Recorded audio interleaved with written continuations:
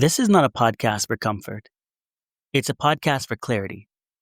In a culture flooded with noise, dangerous narratives, and emotional uncertainty, this space exists to examine what actually matters and what actually works.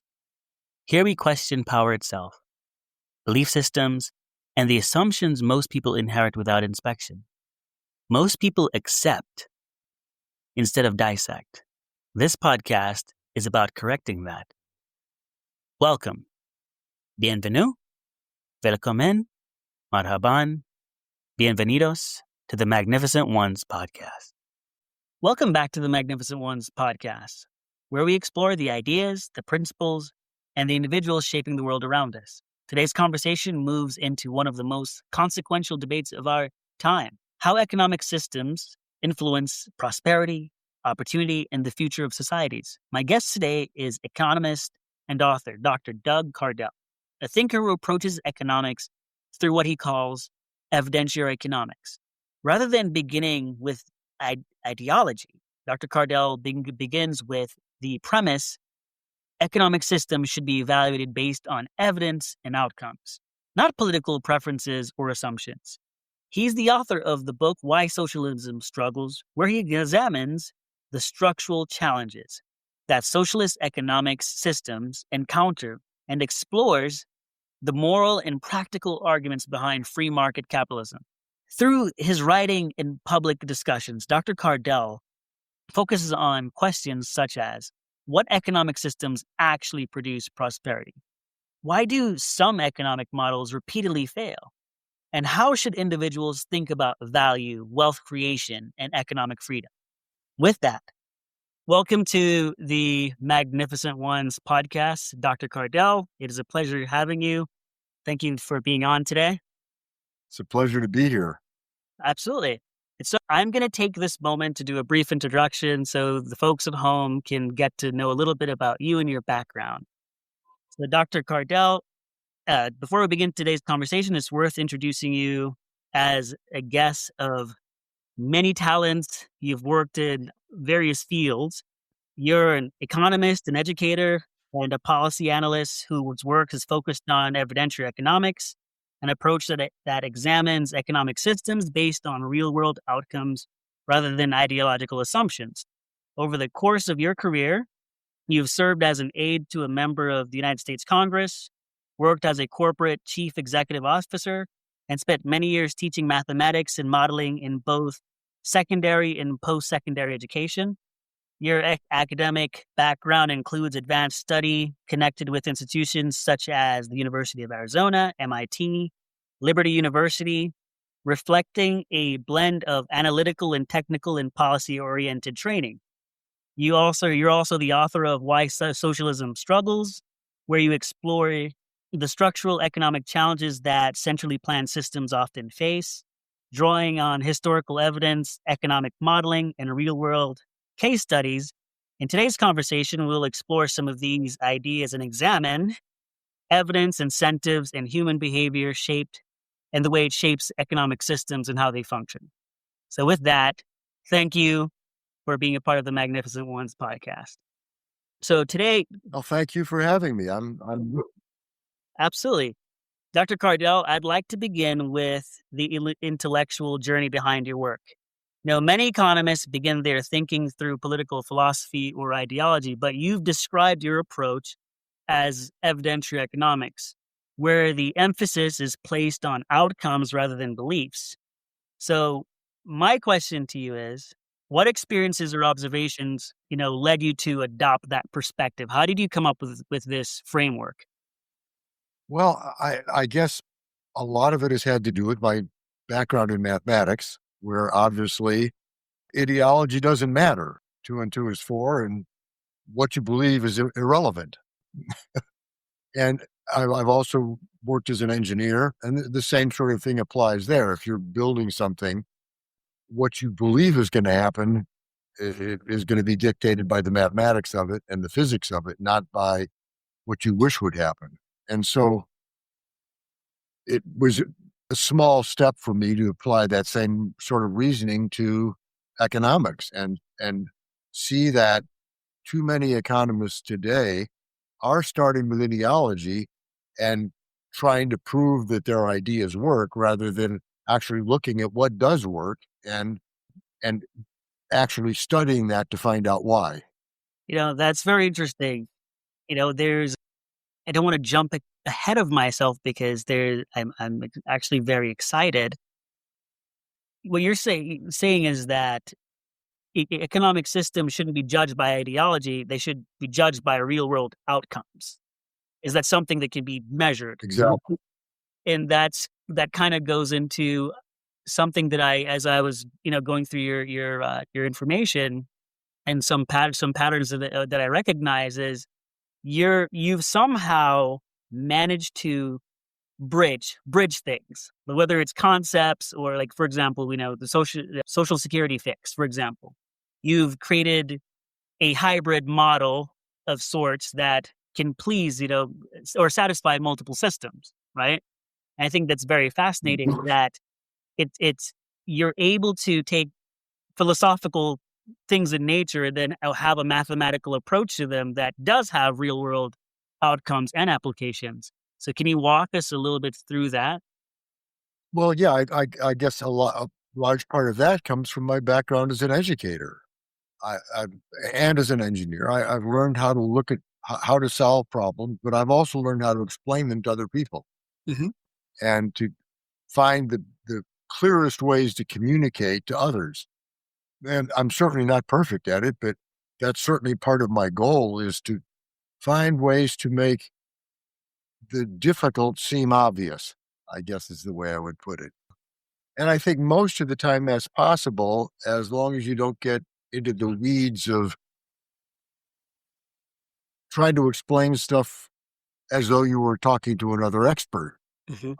And too often, I think that's what economists do. They tend to explain things the way they would talk to another economist, and that doesn't work when you're talking to people that don't have that kind of background. Absolutely. You often say ideology asks for acceptance, intelligence asks for evidence. For listeners hearing that phrase for the first time, what does evidentiary economics actually look like in practice? Well, a really good example. As I already think I mentioned, I'm a musician and I'm a Beatles fan, and John Lennon is terrific. But he wrote a song called Imagine. Yes, I saw And that in your article. in that song, he lays out a socialist agenda but he used the correct title. It's his imagination. And that's an example of his creating an imaginary world based around an ideology that has no hope of functioning in the real world. And so that's often a lot of the problem is that a lot of the people who are advocating socialism are advocating things that can't work in the real world for several reasons, but probably the two most important are economic reasons and human reasons. And socialism fails on both grounds. I don't remember which article I read, but it had to do. It was with centralized planning. This was one of your work, and I was trying to bridge it with corporations and how me working for a corporation, I have to do things such as forecasting. Right. If I had to operate in someone else's system and they're like, hey, this is what I planned and you have to stick with it, versus forecasting, which is there are things that change. I can adapt if I need to. There's a level of freedom there, right? And I can account for variables. If someone has planned a system and I have to be confined to that system, it'll be very difficult for me to be able to navigate whenever I need to pivot. There'll be moments where maybe there's a hurricane. And so because there's a hurricane and we have supply chain and all of these things that will affect it, if I still went by the plan that was set in motion for me and I didn't adapt to it, then my career would be over in failure. And so that's kind of like Mao's idea of, collectivizing the farms, and 100 million people died as a result of that. Yeah. We'll be back after a quick break. If you're a pet owner who wants real talk on training, behavior, and everyday life with animals, check out the Fresh Patch Podcast, Hosted by Drew and Gabe, we cover the wins, the challenges, and everything in between. So wherever you listen, search the Fresh Patch Podcast, where good pets get it.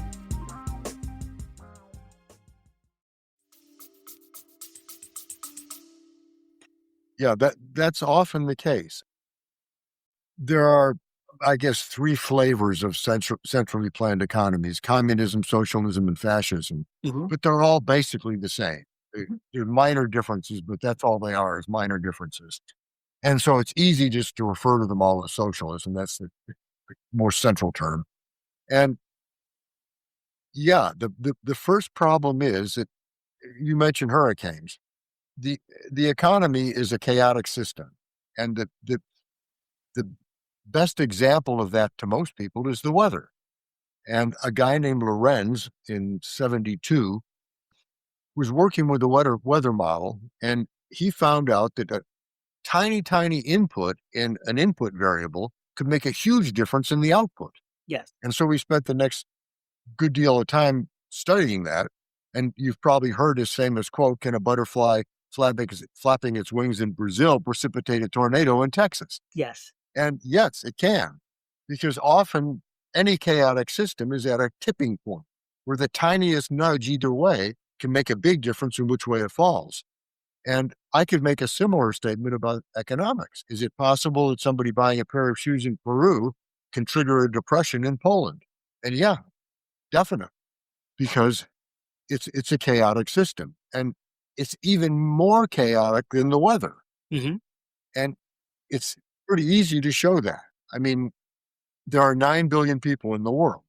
For me to plan what is going to happen to the economy, I would have to look into the minds of those 9 billion people and try and figure out what they're planning a year from now.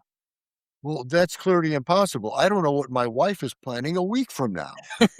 And so how could I possibly read 9 billion people's minds and figure out? And in point of fact, even if I could read all of their minds and find out what they're planning a year from now, between now and then, many of them would change their minds. Yes.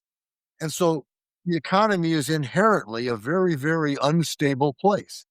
And so any kind of fixed system like socialism is guaranteed to fail because those predictions aren't going to work. Part of my research for my doctorate was to do a 30-year study of the Federal Reserve's look at the consumption index. And in my look at that consumption index, what I found out was that the Federal Reserve, I looked at 30 years, looked at what the Federal Reserve predicted, look what would happen a year later. They were right 46% of the time. They could have done better flipping a coin. Yes. Now, I'm not saying, and it's really important to make clear that I'm not saying that the Fed is incompetent. They're not. They're not even a little bit incompetent. I couldn't do any better. The problem is they're trying to do something that's impossible. Yes. You can't forecast because the personal consumption index looks at what people are going to buy. And it's forecasting, saying, here's how we think they're going to spend their money. And they were right 46% of the time, because we don't know how people are going to spend their money. And so if we want freedom, that first of all means we have to have economic freedom. And that means people get to decide what they're going to buy, when they're going to buy it. And that means we can't predict. Absolutely. You know what? I think that it's people forget the human component of things, right? So we talk about freedom, the freedom to buy this. And then we also have this thing called impulse. Maybe I did bring my lunch to work today, but as I was walking to the parking lot, I smelled a hot dog. I now go buy the hot dog, did not eat my lunch, because that's something that happens as a human being. We change our minds, but we also have the freedom to change our minds. And, even though the hot dog is a very simplistic example of that, one of the things that I like to try to look at systems and deconstruct them. And you were talking about how, all these variables affect each other. And I think we talked about everything being in chaos. Well, from looking at it from an international relations perspective, the world is in chaos, but it works a majority of the time, right? Because countries do whatever they want to do. There's no actual person or government entity telling everyone what to do and controlling the entire system, that's what makes it successful. Because if we were to say, Venezuela, you should only produce corn, and this country should only produce this, then what would happen if a hurricane, we'll use the hurricane analogy again, a hurricane hit Venezuela or a frost hit Venezuela? Now there's no corn for the rest of the world. So I think that your evidentiary economics, as you've coined it, is very important, because we have to talk about the human component and the fact that people have the power to choose. So my a really good yes, please go ahead. a really good way to help people see that is the human body. Our bodies are also chaotic systems. We don't like to think of them that way. In fact, we don't think of them that way, but they are. We have trillions of cells. Yes. And we like to think our brain is in control of those, but it's not. First of all, more than half the cells in your body aren't even human. They're virus, fungi, bacteria, all kinds of other stuff, but they aren't human cells. So clearly our brain can't control those. But let's take a look at a cell in your kidney. What's that cell doing? It's just being a kidney cell. It's doing what it needs to do to survive and grow and multiply, and it doesn't know we exist. It has no idea of what we are. And so to those cells, to every cell in our body, we are simply an environment. Mm-hmm. That's all. And they do the best they can to deal with that environment. And we benefit from that, obviously. Absolutely. Now, there are times, to go to your world idea, when that system does get out of control. We call that cancer. Mm-hmm. And that's when some of the cells in our body decide to get greedy. And when that happens, government, our brain, has to step in and say, no, we're going to do something about this. We're going to go get treatment. We're going to get radiation. We're going to get chemo. Whatever we have to do, we've got to kill those bad cells. Yeah. That's the legitimate role of government. The invisible hand. In a country or in... Yes. Is to deal with things when they don't work, rather than trying to plan things unnecessarily. I think a lot of the problem is because people don't understand how that can work. But it works all the time in the environment. Look at squirrels. We like squirrels because they plant trees. Mm-hmm. But squirrels don't know they plant trees. They aren't going about their day going, gotta plant trees, gotta plant trees, gotta plant trees. No, they're just finding food and storing it up for the winter. Yes. They don't know anything about the environment, trees, and they don't care. And same with bees. Bees do not see their job as to pollinate flowers. Their job is to collect pollen to make honey. Yeah. And they don't care about the environment. They aren't interested in that. They're interested in making honey. And that's the way the cells in our body work. And that's the legitimate way for people to work in the world economy. Just do our own thing and let our doing that thing make the world better. I think I would tie this to one of your articles, Is Greed Good? And I do believe greed is good. But I think that it's the definitions of things. People don't understand the concepts that are being presented to them in the first place. Is greed good? My perspective, yes. In this capitalist society that we live in, if I decide to start a business, am I starting the business necessarily because I want to benefit the world or because I want to be able to retire comfortably? The truth is, I work hard, I plan the business grows, and as a byproduct of that, I get to hire people and to extend the economy based on how much I'm producing and how much people are making and contributing to the economy at large. But my initial driving factor was not because I wanted to make the world a better place. It was because I want to live comfortably. I am greedy in those terms, right? So my question to you is, if someone wanted to evaluate economic systems honestly, what kinds of evidence should they look at or should they be paying attention to? Well, the first thing is what works. And since its inception in probably the 15 to 1700 time frame, capitalism has brought more people out of poverty than any other system ever even imagined. And it does that because it makes the world richer.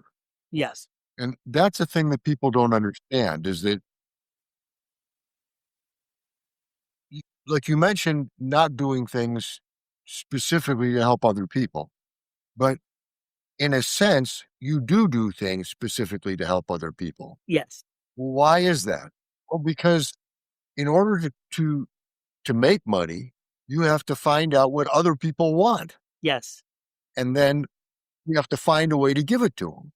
And so if we don't do that, then we won't make money. So like as a musician, I've got several friends who are jazz musicians, and it's their full-time gig, and they don't do great. They don't make a lot of money.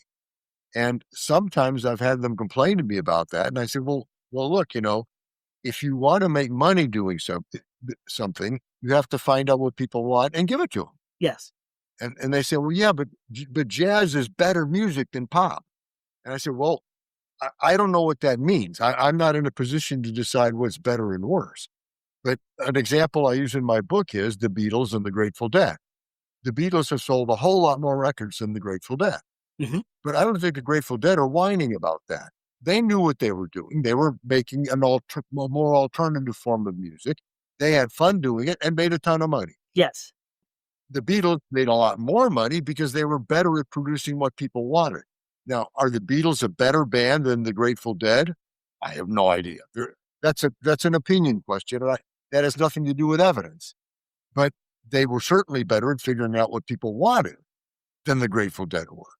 And so when, like right now, as we're talking, we are in competition with other podcasts. Yes.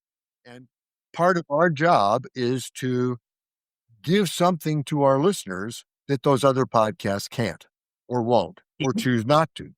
And so our job is to create value for our listeners. Yes. And in order to do that, we have to have some sense of what they want. And I can probably rule out things that they don't want. I'm sure you can too. Mm-hmm. And so, if we were screaming at each other and arguing, I'm sure that we'd be tuned out right away. So one of the things I think that we want to do is create value for others. But we have to do so in a self-interested way. Now, am I saying that the people, my friends that are jazz musicians, are doing it wrong? No, I'm not. There is absolutely nothing wrong with doing art for art's sake. But you have to realize when you do that you're doing it for art's sake, not for money's sake. And so you can't complain then when you don't make money doing it. You have to go, okay, I'm doing what I want. I'm getting to make my music my way, and I'm getting a little bit of money for it. So that's great. I think another thing people don't understand about capitalism is the idea that what I would love to see everyone do is find out what the things they really love to do. So to first of all, start with their bliss, to find out what they love. How do they want to spend their day? What things do they want to be doing every day? Does it involve machines? Does it involve people? Does it involve, what does it involve? And then develop your talents in that area. Find out what your talents are and how you can use them to work with your bliss. And then take those two things and go out and create value for other people. And if you do that, you're going to do fine in the world, because it's that creation of value that makes capitalism what it is. People whine about the rich. That's dumb. I mean, it's really, really dumb. I'm on a PC right now. I don't know what you're on, and we're talking on the internet. Without Bill Gates, we couldn't be doing this. Now, sure, he got rich, but look how he's helped our lives. And I'm on a Starlink, Elon Musk's system. I couldn't be talking to you at all if it weren't for Elon Musk. Yes. And so when people complain about the rich, they don't know what they're talking about. I actually ran the numbers on Jeff Bezos, Amazon. Amazon has made every American $2,000 to $3,000 a year richer. Yes. So let me see if I've got this straight. I should be mad at Bezos because he has a lot of money because he made me $2,000 or $3,000 a year richer. That's dumb. Absolutely. And most of the people that have done really well financially, at least in the U.S., are in that same boat. The richest top 10 people in the world are all Americans, and every single one of them is self-made. They got there by creating value for other people. They didn't inherit the money. They didn't steal the money. They made the world a better place. And so that's what we want to do as capitalists, is invest today to make the world better tomorrow. And it's a whole way of thinking. I before we started today, I mentioned to you that I'd gone out running today and lifted weights. And those are capitalist activities. Yes. Most people don't understand that, but that's capitalist activity, because what I'm doing is investing time today for a profit in the future. Mhm. And I would argue strongly that virtually every world religion is capitalist, because if you're planning for an afterlife, you're investing today for something tomorrow. Yes. That's capitalist thinking. Mhm. And so capitalism is about how to make things better. And since the inception of capitalism, it has done so. Even in fairly recent times, in 1950, about 35% of the world lived in abject extreme poverty. Mhm. Now it's 9% Yes. because of capitalism. And the chances are very good that in the next decade or so, we are going to eliminate extreme poverty, except possibly in places like North Korea, where the socialist government forces people to stay in poverty. Yes. Different economic models, they oppose different systems. For example, when you mention, say, North Korea, for example, if you were to empower people, give them economic stability, then they also get the right to choose. You don't, and that would destabilize their country. So there's incentive for empowering their people by giving them more money, more access to information. It goes against their incentives. Of course. I find it fascinating. One of the interesting aspects of your work, and there's so many different things I can pull from, your work. It's so vast that it's hard to just choose, you say 5 questions or even 10, because you have so many interesting, things that it's like, okay, how do I stick to just one? And so that's a good problem to have. And that being said, one of the interesting aspects of your work that I think many people, they defend capitalism primarily on efficiency grounds, innovation, productivity, economic. But you've argued that capitalism is not just efficient, it's morally superior. And that is Yes. the crux of it. I want to really dive deep into that, so that we can really extract as much information from there as possible. Sure, you bet. Yeah, I would argue that capitalism is the only moral system. First of all, it's the only system that gives us economic freedom. Mhm. And if you don't have economic freedom, you don't have freedom. It's just that simple. A lot of people would argue that capitalism involves too much competition and not enough cooperation. I would suggest that that's a false choice, that in capitalism, we compete to cooperate.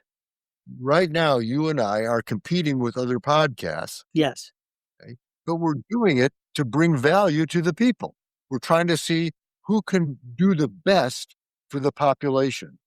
And so, yes, we're competing, but we're also cooperating. Mhm. And that's the nature of capitalism, is you can't people imagine capitalists as some sort of ruthless fanatics that are going about trying to do anything they can to make money. But first of all, if they're doing things that are immoral, that's part of the job of government. Like we mentioned earlier, if I have a cancer, my brain has to take over and say, no, you're doing something wrong.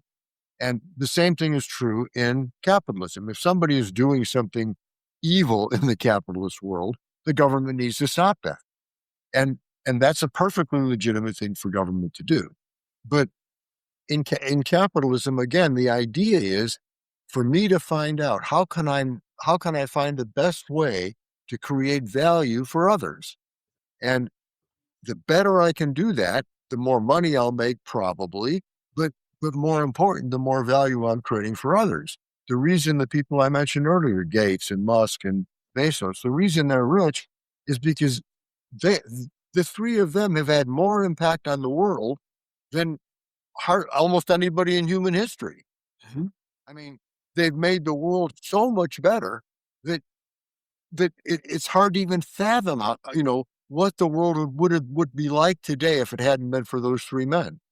And I guess I would suggest to people that are complaining about that, do what I suggested earlier. Find your bliss, develop your talents, and then go create value for others. And I guarantee that just thinking about it that way changes your life. Let's imagine for a minute somebody in a burger joint. He's sitting there flipping burgers, and he hates his job. Mhm. It's boring. It's not interesting, and he doesn't think he's getting paid enough, and so on. Now, what if he just makes a little bit of a mind shift? What if he says, you know what? That guy that's pulling up to the drive-thru, he's here because he's hungry. He wants to eat. And either he can't cook or doesn't want to cook. He's paying me to make this burger for him. So I'm going to make the very best burger I can make. And I'm going to put it together and I'm going to serve it to him in the happiest. I want to make his day when I hand him that burger. I want him to pull away from this drive-thru going, wow, that was a great experience. Now, I guarantee that if he does that for a week, he's going to start feeling a whole lot better about himself. Because when you see yourself creating value for others, that makes you valuable. You've Yes. done something to create value for other people, which means they have to be valuing you. And so that's a good feeling. Now, if he keeps that up for a month, his boss is probably going to notice, and he's likely to get a raise or a promotion. And if he keeps that up even longer, he may end up running the company. The current CEO of Costco started out there 30 years ago as a forklift driver. And by creating value, he ended up running the place. And so we talk about we work for a living, but we don't. Work gets you nothing. I could go out right now and start digging holes and filling them up again. Have done a tremendous amount of work, but I won't get paid for it because I didn't create any value. And that's the whole ticket. We don't work for a living. We create value for a living. And so what we find is that the people that can create the most value receive the most value. In fact, I'll paraphrase the Beatles. And in the end, the value you take is equal to the value you make. And isn't that the way we want the world to be? Yes. How can life be fairer than that when what you give is what you get? But unfortunately, too many people want to get and they don't want to give. Yes. That is so. They want free stuff. Yes. And I think fundamentally, capitalism does work, but it's not pretty.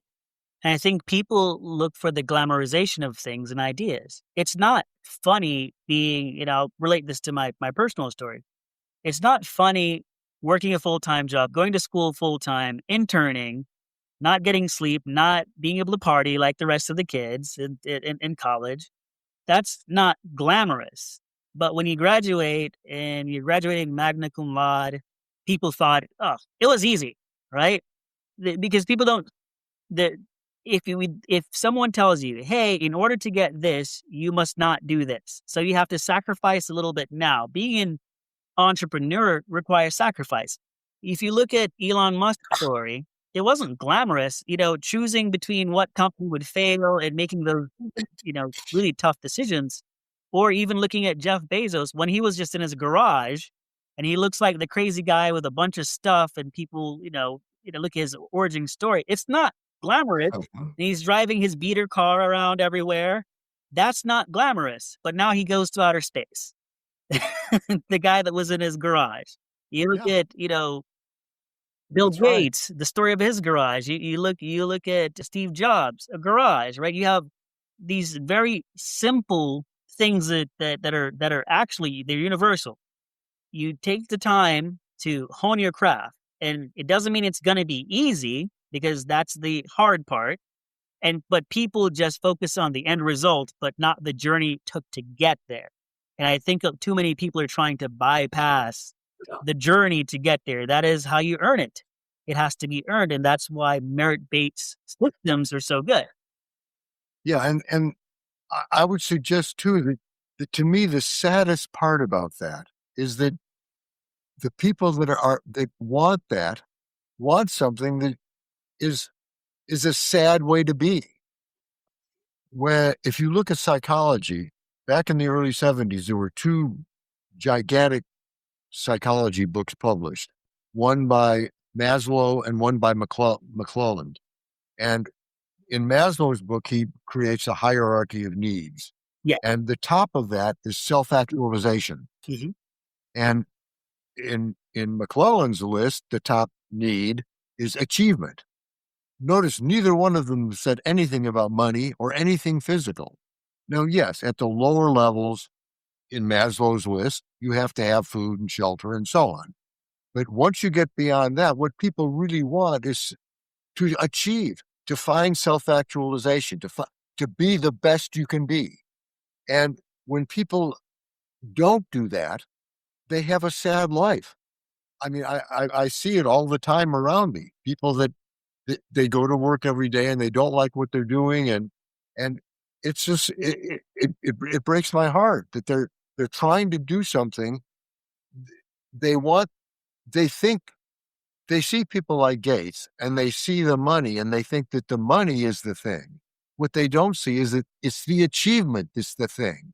It's the self-actualization that's the thing. It's the accomplishment that's the thing. And the money just is an afterthought. It's what came as a result of that. But I'm betting that for none of them did they start out just thinking about money. I mean, Bill Gates sat in his garage writing code because he thought it was fun. Zuckerman started Facebook as a hobby in college. He thought it would be cool to make this way for people to talk to each other. But all of them ended up making a lot of money because they did things that helped other people.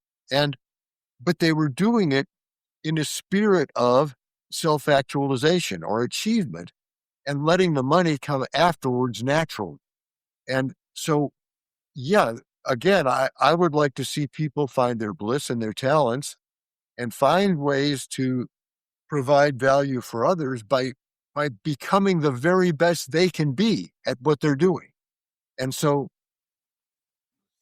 I don't see how anybody can think that that's immoral or in any way evil. What it's about is everybody trying to be the best they can be, because that's the thing about the world, is that if we're all being the best we can be, we're all going to be better off because we reinforce each other and make the world a better place.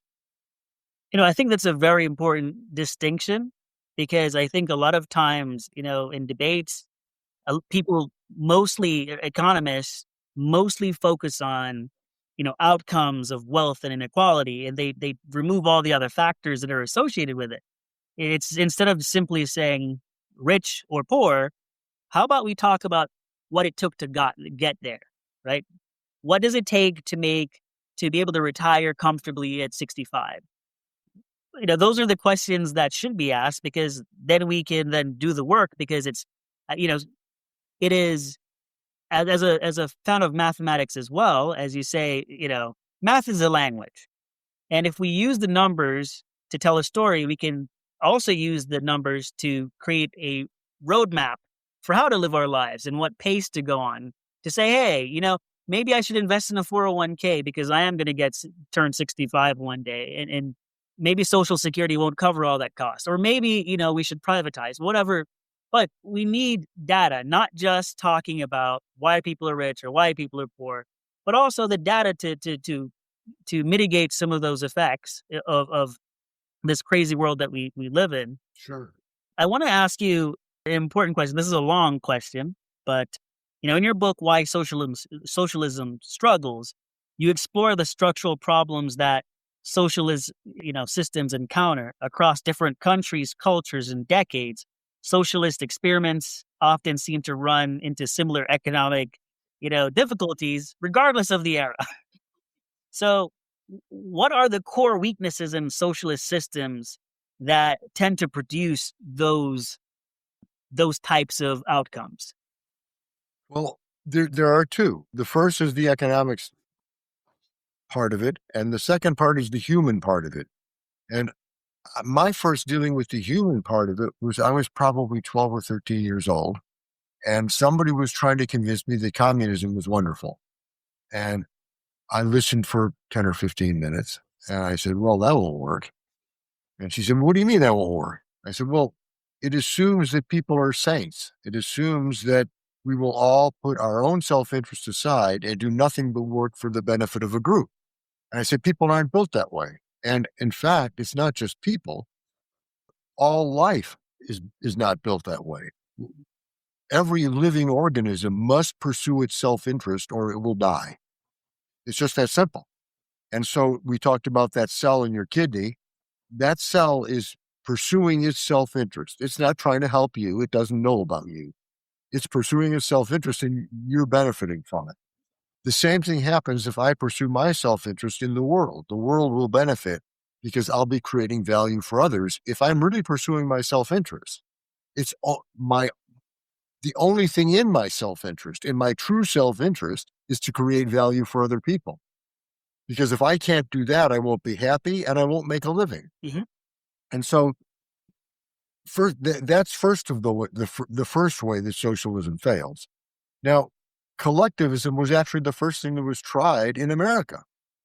The Jamestown colony and the Mayflower colony both started out as collectivist or socialist enterprises. And they found out very, very quickly that it didn't work. Both colonies went through what was called the starving time, where the colony was almost died as a colony. And it was because human nature. People noticed very quickly that those that weren't working were getting the same benefits as those that were working. So people worked less and less and less. And now this was a time when they were in a new land trying to do new stuff and would have required everybody to work at maximum efficiency for the colony to survive. And because of that, it almost didn't until they gave people private property and said, oh, just go make your own farm and sell the stuff to the rest of us.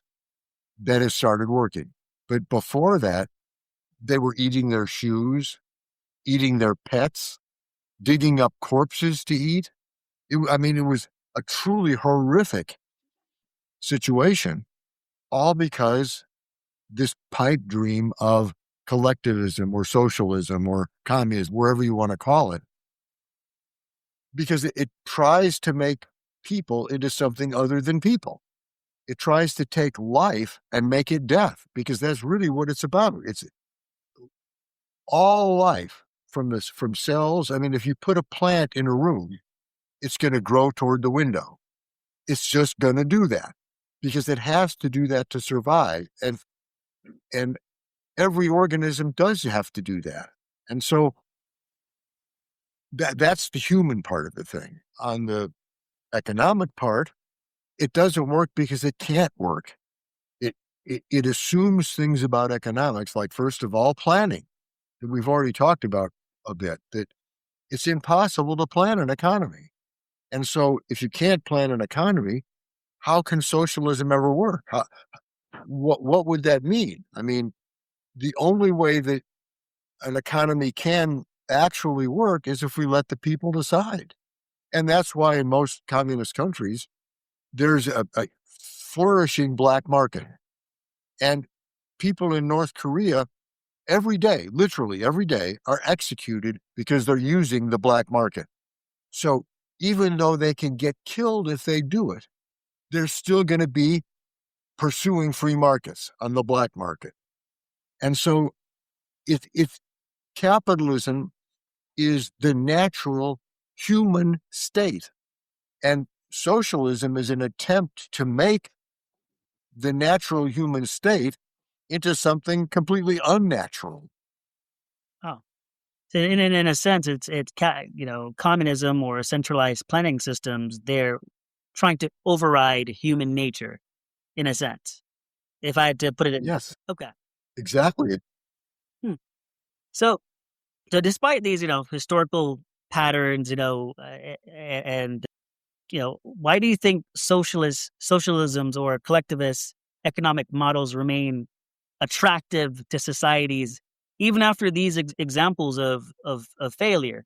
Whether you're in North Korea being executed for utilizing the black market because you have to go by a rationing system, or you're in Mao's China and 100 million people dying, or you're in Stalin's Russia and you have again millions of people dying.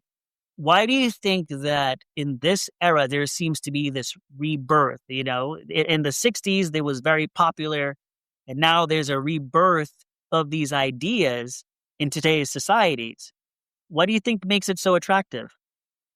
Well, I think there's several reasons. I think we sort of touched on one earlier. Because capitalism is a chaotic system, it's messy. And a lot of times people don't like messy. Mm-hmm. They would like to think that things will go the way they want them to go. And in capitalism, that doesn't happen. It's messy because we've got 9 billion voters out there deciding what's going to happen next. Mm-hmm. And we don't know what the answer to that is going to be. And so a lot of people are very uncomfortable with that kind of ambiguity. I think another reason they are concerned about, or why they're attracted to socialism, is this competition versus cooperation mindset. That shouldn't we all be nice to each other and cooperate? And of course we should. We should be nice to each other and cooperate. But that doesn't mean we can't compete to do that better. And a lot of that problem comes from the idea that people don't get that the consumer gets to decide value. I would suggest that is the most fundamental freedom there is. That anything else, I get to decide what's valuable to me. And nobody can have anything to do with that. And the difficulty occurs because at some level, we want to convince other people to value things the same way we do. But you can't do that because we all value things differently. Ask any married couple. And you'll find out, yeah, it's obvious that people value things differently. And because of that, there's going to be a certain amount of interplay between cooperation and competition. And so let me give you an example. Let's say you and I go out to eat, and it turns out that you really love salad and I really like bread. And so when they come with our first little setting, they bring a plate of salad for each of us and a plate of bread for each of us. And I say to you, hey, since you like salad and I like bread, why don't we trade? And you take my salad and I'll take your bread. And so now I've got nothing but bread and you've got nothing but salad, and we're both happy. Now, a lot of people then look at that and say, yeah, but the salad had a higher menu price than the bread. So Dr. Doug got screwed in this deal. But that's not true. I got what I wanted and you got what you wanted. And that's the whole basis of capitalism, is that I take something that I value less than you value it, and I trade it to you for something that you value less than I do, or more than I do, and we trade. And so that's the whole secret of it, is that since we all are different people, we all value different things, and that's what makes trade possible. If we didn't have that, trade would be impossible. Why would I want to trade with you if we all had exactly the same values? If we both value this thing, salad, let's say, exactly the same, we're never going to trade because neither of us has an alternative that supersedes the other. And so in order to have trade, you have to have disparate value. And it's that disparate value that makes the economy a little bit messy. Because I was on a show the other day and somebody said, well, capitalism is messed up because they should have chosen Betamax as the tape recording format rather than VHS. And that's just silly. That's fascist thinking. That's saying, I get to decide what you want. I've decided Betamax is better, so that means that it is better. But what happened in reality was people looked at the two and said, yeah, Betamax has a better picture. That's true. But the tapes are only an hour long and I want to record movies. And those are 2 hours long. Mm-hmm. And the VHS is 2/3 the price. So we're going to go with the VHS. Now, yes, Beta had better picture quality, but that's not the only thing people decide on. And in fact, people don't decide much of anything on Unitarian issues. They don't go, this is the only reason I'm making this choice. They look at a balance of things that any item has and put together the best way that works for them. And is very, very, very likely to be different for everybody. Like I said, ask any married couple. I mean, my wife and I don't like exactly the same things. And so we have to negotiate that from time to time. And that's a good thing, not a bad thing.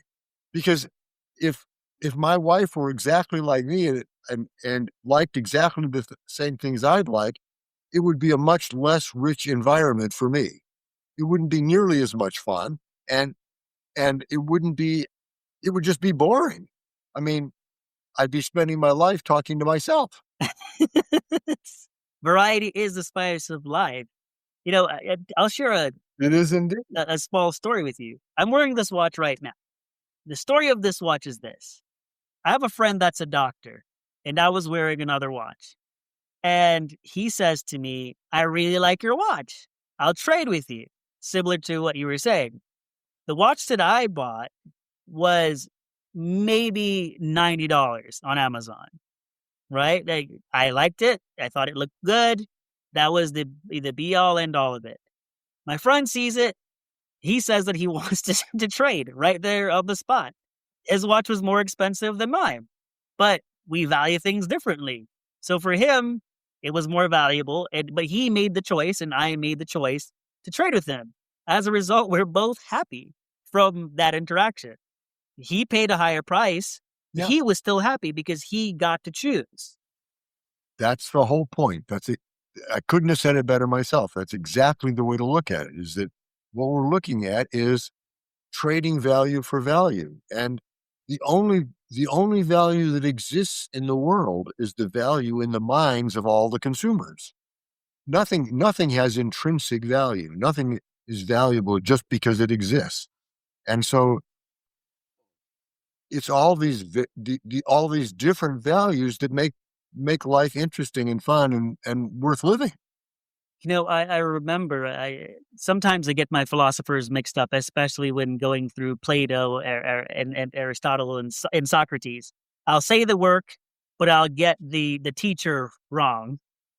But I believe it was Aristotle's The Just Price, if I'm not mistaken. And Aristotle, I believe, said that one of the greatest crimes of mankind was that the concept of making money from money is bad, as opposed to money from things. And I think that a lot of people kind of somehow use that to justify why capitalism is bad. They're saying, oh, you're greedy because you're exploiting, and they use these buzzwords such as exploitation, that it's wrong to put, a dollar in the bank, the dollar splits it, and the bank splits it and creates more value or whatever. But that's how the system works. That's how interest is created. That's how wealth is generated. People, why do you think that, people still misunderstand capitalism, even though they live in a capitalist country? How is it that they benefit I think from it, and they still misunderstand it? I think a lot of it. I'm not going to say it's in our DNA, but it's probably close to that. If we look at history, around the year zero, we started getting halfway decent records, and so we can look at how things were back in the year zero, or actually technically, I guess it was the year one, to about 1500. And during that 1500 years, per capita GDP, that is how much stuff per person existed in the world, didn't change a drop. So for 1500 years, the world didn't change economically. Now, what does that mean? Well, it means there's a fixed amount of stuff. There's only so much stuff, and it's not changing. So what that means is if I want more stuff, I've got to take it from somebody else. That's where the idea of Robin Hood came from. Back in I guess he was 1400, but close enough. Back in that time, the rich really were the bad guys because they weren't helping anybody. They were taking stuff from everybody. That's how they got rich. That was the only way you could do it. But between 1500 and 1700, the world started changing. Capitalism was basically invented. It gradually evolved for a couple of hundred years. And starting at the end of that period, 1700, 1800, the world suddenly experienced the biggest boom it had ever had. Because the difference is that in capitalism, there isn't a fixed amount of stuff anymore. Everybody that is creating more wealth for everybody. In economics, we call that growing the pie. Yes. In other words, back in 1500, if I wanted a bigger piece of pie for myself, I'd have to take it from somebody. What happens now, though, is people like Gates and Bezos and Musk grow the pie. They create wealth that we all share. And so the rich are no longer the bad guys. The rich are now the good guys. But somewhere in our minds, we're still confused about that. We still think that the only way somebody got to have something is by taking it from somebody else. And that's just completely false. Nowadays, that doesn't happen. Nowadays, as I said earlier, the top 10 richest people in the world got rich by creating value for others. They didn't get rich by stealing from somebody. They didn't get rich by exploiting people. They got rich by paying people good money to do good things. Absolutely. And made the world better doing it. And so I think that's a lot of it, is that we're still stuck in this mindset of if somebody else has something, it must mean I have less. But it doesn't work that way. When you grow the pie, what happens is the person that grew the pie gets a bigger slice, but so does everybody else. Now, they may not get as big a slice as the slice he got, but it's bigger than the slice they would have had if the pie had stayed the same size. It's Jeff Bezos giving us each $2,000 to $3,000 a year extra because he created Amazon. I think that's an interesting, perspective, because when I analyze systems, I find that oftentimes psychology and culture can play tricks on us, right? Because your mind, your mind can allow you to see things that aren't actually there. Culture can blind you because of influence. But when you go by data, which does not have feelings, it's just data. Say that millions of Americans aren't paying using their tax dollars to fund, NASA not recycling rockets. So that billions of dollars are saved by that. Say that you're no longer paying, hundreds of millions or billions of dollars in wire transfers because someone came up with PayPal. And it's instant, and it's convenient. A lot of times people don't look at what took us to get there, who had the idea and took the risk to make it happen. But it's easy to vilify, these individuals because they are on a big platform and they're human and maybe they don't say things the right way or just right. But it does not mean they're not benefiting each and every one of us. The work speaks for itself. As they say, the proof is in the pudding, which is the numbers. So, yep. another aspect of your work that, that you don't just critique economic systems and you also explore possible solutions. That's something that I value in any human being. Anyone can tell you what's wrong with something, but not everyone proposes a solution. And so I wanted you to talk more about the Social Security fix. I had to just put one of your articles in there just to really talk about it because I was very fascinated by that. So if you could expand on that for us, please. Well, sure. I mean, I think the idea of the government doing something to encourage people to save for the future is inherently a good thing. Yes. The idea of taking their money and putting it where they think it ought to be, I think is a really bad idea.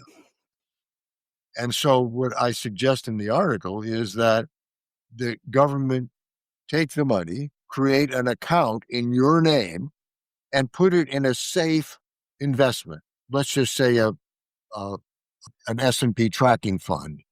That's probably about as safe as you can get. Mm-hmm. And then letting you reap the rewards of that when you retire. Now, at this point, then, the money is always, it's in an account in your name. You can't access it till you're 65 or 70 or whatever retirement age we're looking at. But it is literally your money. And it's going to grow. It's basically like a forced 401k, if you want to think of it that way. And I don't have a problem with government doing things like that because it still gives us a lot of choice. And there are people out there, sadly, that don't plan ahead. And so because of that, there is some benefit in the government saying, well, we're going to have to do that for you because otherwise we're going to have to end up bailing you out later because we're not going to, we don't have the heart to sit to watch you starve to death because you didn't plan well. And so to prevent that from happening, we're going to take some action. But the current system isn't going to work. It was designed badly, and I don't know where it's going to end. I think there are things we could do that would mitigate things somewhat, but the system was designed for a time that we're not in anymore. And so back when Social Security started, we had tons of people paying in and very few retirees. And so the whole thing worked out fine. But now as people get older and older, the people in the system get older, now there's a lot more retirees than there are people paying into the system. And since the system is based on the payer-inners paying for the retirees, it can't work. And so that's why I think it would be better to have our own individual accounts that could be put in a safe investment on our behalf. There's an article that I wrote, and I'll quote it directly. And in the article, I wrote that the world has changed, but we're still playing by the same rules as though the world has not changed. People are no longer getting pensions, and we have 401ks, which are also retirement accounts, but they're investment accounts, which does help the economy because we're investing in the economy as a result. What you're proposing would also help grow the economy as well because we're investing into the future, and so there's you're doing one thing, but it has multiple positive effects, reverberating effects, right? And I think it's brilliant. Right? But a lot of people aren't taking the time to then talk about the numbers because there's a cost for everything. And whether it's a policymaker or, any politician, they don't want to ever have to explain the grim reality of something of what must we sacrifice to get from point A to point B. And it kicks the bucket down the road a little bit more, but eventually the bucket has to stop, right? And so, as we're beginning to close our conversation, I'd like to take a look at the bigger picture, which is the future, right? And for someone who is listening today, who wants to think about economics more clearly, beyond, politics and beyond ideology, what principles would you encourage them to adopt when evaluating, economic systems? Well, I think the first one is look at the freedom. Look at people that are in those systems and look at how much freedom they have, how much happiness they have. And often at this point, people bring up the Nordic countries and say, well, yeah, but people in Sweden are doing fine and they're socialists. No, the people in Sweden is not a socialist country. It's a capitalist country. And in fact, most of the Nordic countries have a freer economy than the U.S. does. Right now, the U.S. is ranked about 20th in freedom, and most of the Nordic countries are actually ahead of us. Now, they do have a larger social safety net, but and they call themselves social democracies. Somehow that's been twisted around, and people in the U.S. called it democratic socialism. That's just dumb. Democracy and socialism are incompatible. Mm-hmm. You can't have that, because if you don't have economic freedom, you can't even vote with your money. And that's what we do in capitalism. We vote with our money every day. We decide what products get made by what we vote for. And so, yeah, I would say, first of all, look at freedom. Look at where the freedom lies. And that's the place that you want to be.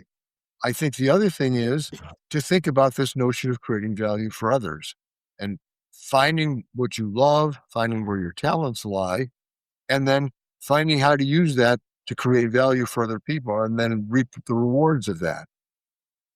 And so look for a system that can do that. Well, in socialism, as an example, you don't get that. They tell you what your job is. You don't get to pursue your own talents. You don't get to pursue what you love. You have to do what the government tells you to do. If they decide you're going to be a mine worker, you're a mine worker. Case closed. Absolutely. And so, yeah, it's ultimately all about freedom. And capitalism offers by far the most freedom of any system ever imagined. The biggest place that capitalism runs into trouble is when the government tinkers with it. The government gets in there and starts messing around. I mean, that's what caused the Great Depression. That's what caused the recession in 2007, is the government messing around in things it doesn't understand. Now, again, I want to be clear that the government setting the guardrails for capitalism is an important function. If there's cancer, the government has to get in there and apply radiation and chemo, okay? But as far as trying to tinker with it, it would be like your brain trying to tell your kidney cell how to behave. And that's just a silly idea. You have trillions of cells in your body. If you could send a command one a second, it would take trillions of years for you to send a command to every single cell one time. The system is too big to mess.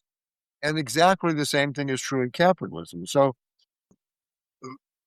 another thing I would encourage people to do is if you're voting for politicians, vote for politicians that favor freedom and are against government messing with the economy.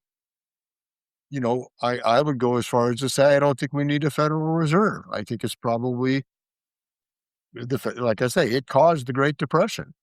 And they've admitted it. I mean, it's not like that's a mystery to anybody.